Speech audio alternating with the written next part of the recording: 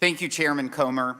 The Ways and Means Committee is charged with ensuring that the tax code is enforced fairly. Clearly, the president only believes in making taxpayers pay their fair share if they don't share his last name.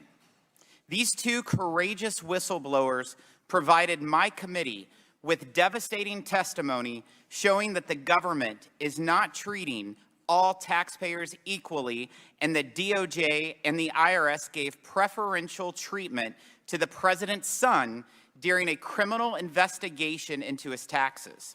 These individuals in front of us today are credible and set for nearly 15 hours of interviews with both Republicans and Democrats. I personally took part in the interview with Mr. Ziegler. Here's what we learned from the interviewees. The IRS recommended multiple felony charges against Hunter Biden for tax years 2014 through 2019, relating to at least $8.3 million in income from foreign companies, including companies based in China, Romania, and Ukraine. And that is the only amount discovered despite the roadblocks and obstruction their investigation faced. The Department of Justice engaged in a campaign to delay, divulge, and deny that investigation.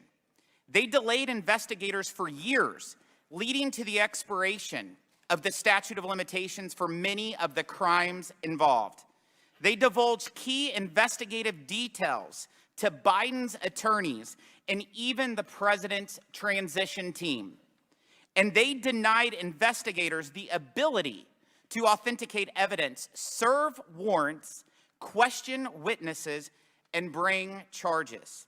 This led to Hunter Biden's sweetheart agreement, announced 5 years after the investigation started, but mere days before my committee voted to publicly release this testimony. Would Americans in my congressional district or any other congressional district ever receive this same treatment?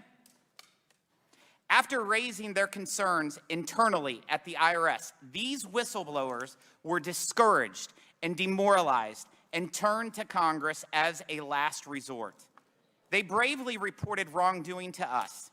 And what have President Biden's allies, including Hunter Biden's lawyers, done?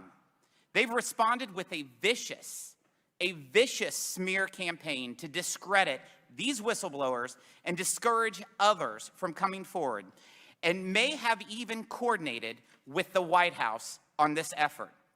This is a disgrace. I urge any IRS employee watching today, if you know of misconduct, please come to the Ways and Means Committee so we can hold accountable those who are responsible. And let me be clear, there will be zero tolerance for any retaliation against whistleblowers by DOJ and the IRS. The American people expect answers about whether the federal government is treating all taxpayers equally or if the wealthy and politically connected get special treatment.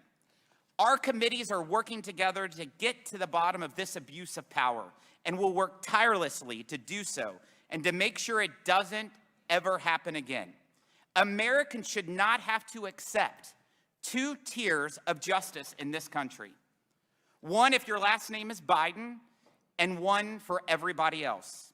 I want to thank both whistleblowers for coming forward publicly and for your testimony today. I yield to Mr. Jordan.